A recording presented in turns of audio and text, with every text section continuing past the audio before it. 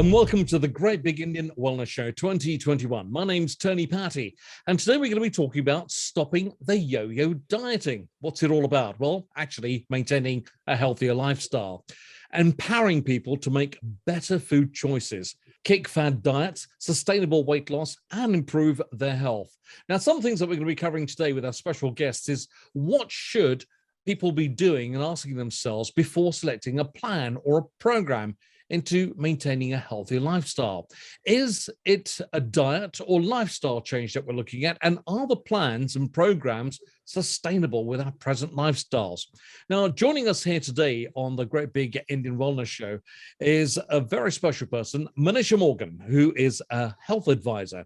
Now, Manisha empowers people to make better food choices and lead healthier lifestyles without fad diets and enjoying the foods that they enjoy, which is more sustainable in the long term. And also, we're also joined today by Tej Patel, who is a transformation specialist, physical trainer and coach from a company called Tej Fit. Now, as a previously senior corporate employee, Tej, in a demanding investment banking role and mother of two who suffered from postnatal depression, she found the solution that allowed her to flourish in those roles as well as find herself again. Now, she's fully qualified as a personal trainer and a transformation coach who revels in helping people to find their best again. Now, her mission in life and passion are not only to help you get into the best shape of your life physically and mentally, but so you can also maintain it for life. So that's what it's all about. And today we're going to be talking all about maintaining and even stopping the yo-yo dieting. Let's welcome our guests today and our panel, Manisha Morgan and Tej Patel. A very warm welcome to you. Hi, Tony. Thank you very much for joining us. Now, it's all about getting fit, right? And getting on the treadmill and forget the diet. It's just eat and drink whatever you like. And basically just get on the treadmill and worry about it tomorrow, Manisha. Is that what this is all about? Well, I'm sure Tej will address the treadmill issue, but no, it's about finding a way of eating, living that's sustainable, rather than quick fix, plans that are now available. So, something that you enjoy and something that you can adhere to. Tej, as a physical trainer and coach yourself, I was just jesting with you both, eat and drink whatever you like and then worry about it afterwards. It's not really the case in real life, is it? Because we really do need to look after ourselves. We do, although having seen how our predecessors, our ancestors, our parents, that's exactly the way that they did think. Eat and drink what you want now and worry about tomorrow later, which is why we've ended up in this situation where we've got a lot of people battling things like diabetes and heart issues and obesity related health conditions as well. So you jest about it, but it is actually a reality that we're now paying for. So yes, we're more so understanding of the fact that the better care we take of ourselves throughout our lives, and more so adult lives, the better that our aging process and our health will help us to get through to the latter years and enjoy ourselves. Like Manisha said, actually enjoy ourselves through the health that we've created earlier on. Tej, we've become quite lazy in our lifestyles. Evolution has drawn us to become quite lazy people, whereby we avoid doing the right things, eating the right things, and exercising. Prehistoric man managed to live for so long and lived a perfectly good lifestyle. Why is it here in the 21st century we're getting it completely wrong? Well, firstly, as a community, we had much more physical lifestyles. My ancestors were farmers, so they were out in the fields from dawn till dusk without any real access to food. So they used to take all their food with them and carb up. And through the day, they were physically active all daylight hours, okay? Obviously, they worked super hard, sent us all to educate ourselves and find jobs that paid us better. But in that respect, also, we lost all physicality, which means that we became more and more sedentary as we went through generations, meaning that our bodies no longer needed that kind of sustenance and the level of food and the type of food that they used to eat back in those days. I'm obviously not talking prehistoric as much, but more so in the 21st century and beyond. And we've obviously not adapted the way that we've eaten generally to match our current lifestyles, which are much more sedentary and even more so since lockdown. Which brings me really nicely onto my next question. You've introduced this part only too well. Thank you for that, Tej. Manisha, when it comes to making better food choices to lead a healthier lifestyle, give it your all. Go on, tell us what it is that we're doing wrong and what should we be doing to put it right? Because it's so easy to get it wrong, isn't it? Yeah, I mean, it is. And do you know, like one of the things that has changed as evolution has gone on is the food culture. We now have access to food 24 hours a day, you know, and as Tej said, just picking up on that point is we do live very sedentary lifestyles because now you can actually do everything at the touch of a button. You know, shopping, we have cleaners, we have gardeners. You actually don't physically need to leave your house. So everything is tied into one. And with regards to food, you know, there's so much available out there. And the weight loss industry, the diet industry is a multi-pound dollar business where they promote methods of eating which are unsustainable, unhealthy, and really something that probably Tej and I wouldn't advise. But the thing is, you know, people haven't been educated in the right way, so they fall for the gimmicks. And then this is how the whole yo-yo dieting kind of circle kind of starts. It's from there really. And there's people like Tej and myself who are trying to re-educate people into making these lifestyle changes that we're talking about. And what that means basically is I say to people, look, I don't provide meal plans because why would I tell you what to eat? Let's improve your own diet, because the best diet is your own diet, the one that you enjoy with just a few tweaks here and there. And that way, it's something that you can adhere to. And if you can adhere to a way of eating, it's more likely to be sustainable for a period of time. And that's what we want. We want to be able to adapt our way of eating to our lifestyle, as Tej has just said. You know, I always say that people's food intake should be a reflection of how active they are. You know, so if you've got an athlete wouldn't eat the same way as I do, and somebody who is sitting at home not doing very much shouldn't eat the same way that I do. So it's all very individual when it comes to our eating behaviors. You should see how quickly I can polish off a couple of donuts, honestly. Krispy Kreme ones, I hope. if Krispy Kremes want to come on this program, they can pay for it. Okay. This is the Great Big Indian Wellness Show, and I'm joined by two very astute professionals, Manisha Morgan and Tej Patel, and this is all about the yo-yo dieting lifestyle. Why is it that we're getting it so wrong?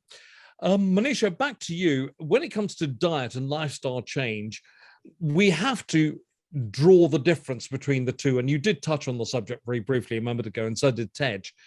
But making that close distinction of right from wrong, is it easier said than done? It's very easier said than done, because I quite often say that people, where they are now and where they want to be, they focus on the end goal. They don't think about the bit in the middle, and the bit in the middle is the bit that is going to keep them, is going to keep the weight off, or is going to make them healthier in the long run. And those are things like habits, creating habits, building new habits, changing our behavior, you know. And as we get older and older in any walk of life, it's harder to change, because we have those habits that have been instilled into us. And the other thing is changing our mindset. You know, there is so much information out there, and it's really difficult to try to, for somebody who doesn't know, it is trying to distinguish between what's the right way and what's the wrong way. Because I end up with quite a lot of people who have tried all the fad diets, and then when they come to me and I say, look, but you can eat your, you know, roti and your rice and this and that, I said, we just have to figure out a way of doing it. And they're quite surprised. what do you mean? I can eat carbs? Yes, of course you can eat carbs. So, it's a whole mindset shift. It's changing behavior and habits. And those are the bits that people don't focus on. What people tend to focus on, as I'm sure Tej will back me up on this, is I want to be a size 10, or I want to lose a stone. I want to lose 3 stone. And I can see that can be a motivator for some, but we mustn't forget the bit that's in the middle, which is going to keep off the weight and to keep that sustainability going. I get that, Manisha, and losing a stone or being a size 10 or whatever, these are all things that we'd love to be, and I dream of being one day. Come and speak to me sometime, Tony. Well, there's a plug in the program for you. That's good. I like that. That's good. That's what we're all about right here on the Great Beginning Wellness Show. And Tej, really interesting what Manisha just said about making those lifestyle changes. You can eat your carbohydrates because the body does actually need them, believe it or not.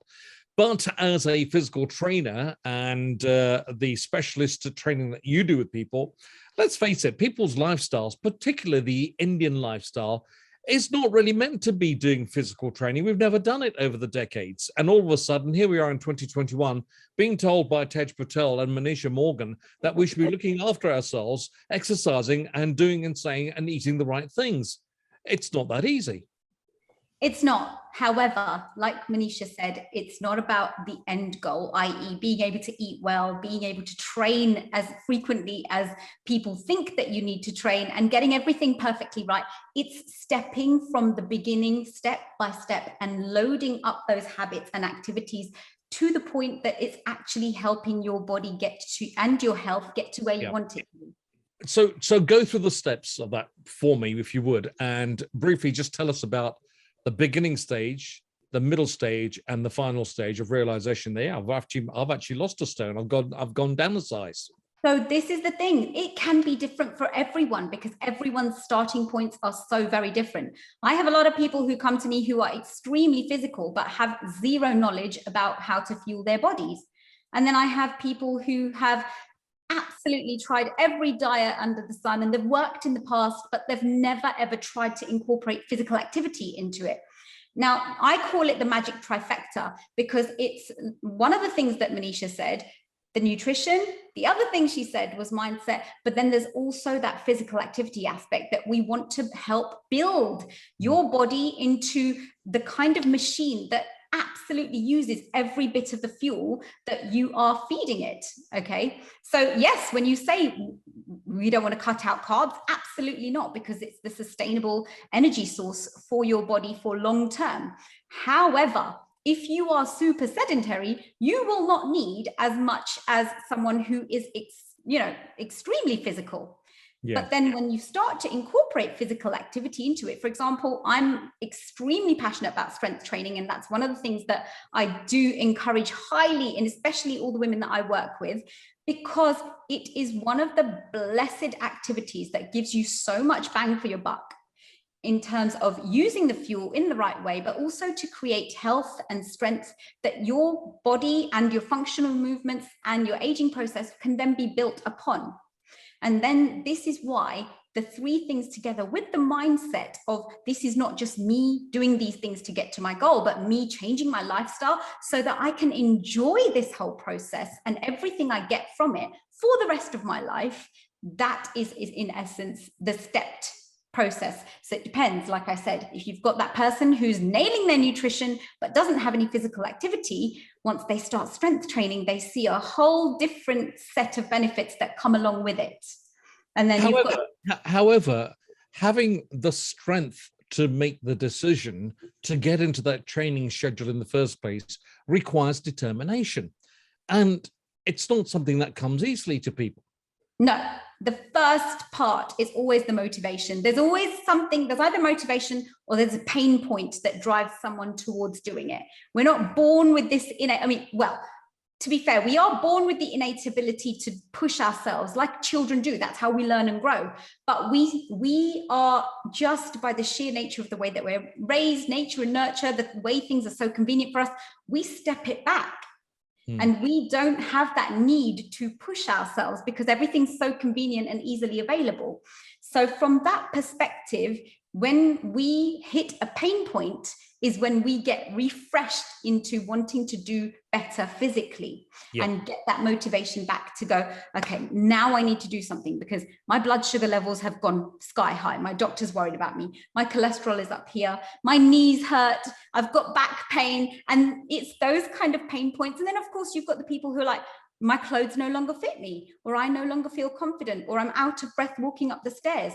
That pain point is what re-sparks them into wanting to grow and become more progressive physically, which is easy to get started, but that wanes as they go through and you can lose motivation. So I always say to my clients that motivation is extremely fickle. If you're relying on that, you can see your journey being a very short-term thing. You then need to build those habits one by one to say, right, this week I will do 1 workout a week. In a couple of weeks, I'm going to increase it to 2 workouts a week and step it up so that you're progressively getting better and better at it. I understand that. Manisha Morgan, you are a health advisor with us here today on the Great Big Indian Wellness Show.